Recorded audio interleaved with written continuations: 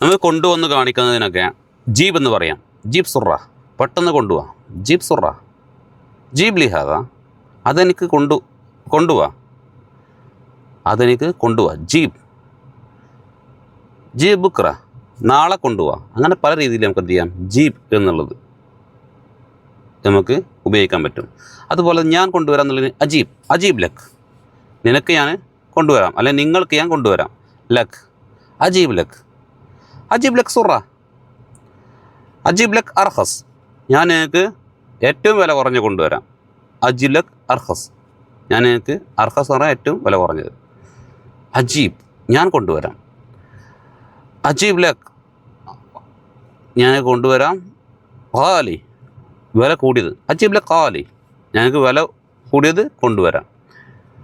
അതുപോലെ അജീബ് ലക്ക് നൗ ആഹർ, നൗ ആഹർ, നൗ എന്ന് പറഞ്ഞാൽ ഇനം എന്നുള്ളതാണ്.